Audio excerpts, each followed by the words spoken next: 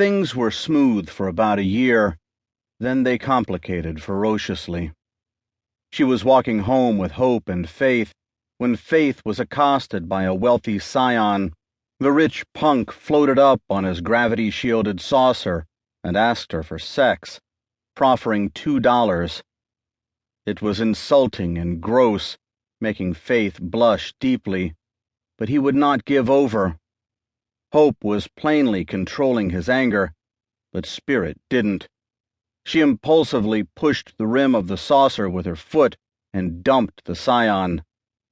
This might have been a mistake, because it led to a fight between Hope and the scion. It seemed unequal, because the scion was older, larger, and better trained, but Hope used his ability to read people and gave a good account of himself, until the scion drew a laser pistol. Then Spirit acted, stinging his hand with the finger whip so that he dropped the weapon. That enabled Hope to win the fight, so that they got home safely. They hoped that would be the end of it, but the scion had his revenge by getting their family evicted. They had to flee Maraud and seek a refugee bubble on the airless surface of Callisto. The scion's closed outside saucer came after them and tried to bomb their vehicle. If any of their suits got holed out here, they would be dead of decompression. Spirit had been nervous. Now she was terrified. No finger whip could get them out of this. The situation was desperate. Hope was trying to use his captured laser against the saucer, and the saucer was trying to drop a bomb where it counted. So far, neither had scored, but that could not last long. Then Spirit saw something and had a notion. She jammed her helmet against Hope's. "The ice caves!" she cried, so that the sound would carry into his helmet. They raced for the ice mine where ice was quarried to be melted for water. The saucer paced them, still trying to catch them with a bomb. Hope managed to snag the saucer's undercarriage with a rope, tying it to the pedal tractor. But it dropped another bomb, a bright orange cylinder. It was going to blow up their vehicle. Spirit leaped up and caught the bomb in her hands. It wasn't big, just deadly. She hurled it to the side where it exploded harmlessly, but her heart was thudding. This was way more danger than she liked. They hauled the saucer into the mine, but couldn't bring it to ground.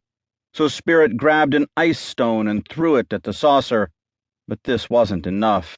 So she leaped onto the saucer itself to smear its window with dirty ice. But when she got on the saucer, its onion-shaped, null-gravity section made her light, and she almost floated right back off it. For a moment, she floundered. Then she caught hold of the ladder dents, and those finger holds enabled her to anchor herself with one hand while she struggled to use her ice rock with the other. She squirmed across the surface of the saucer, then reached down across the front vision port and rubbed the rock against it. The port itself was invulnerable, but a bit of heat leaked out of the saucer, and then helped melt the ice just enough to make it smear its embedded dust across the port. That would soon foul the saucer's vision, so that the man inside couldn't see to do any more mischief.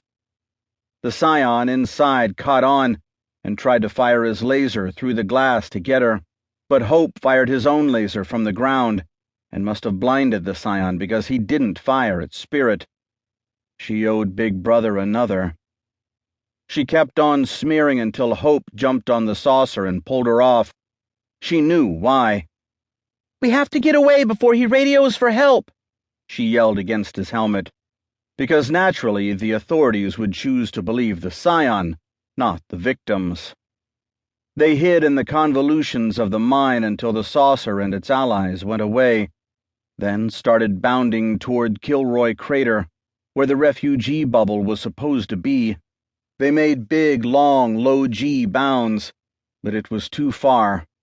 They would never get there in time. To keep listening to this audiobook, I've left you a link in the description so you can do it, at no cost thanks to Audible's 30-day free trial.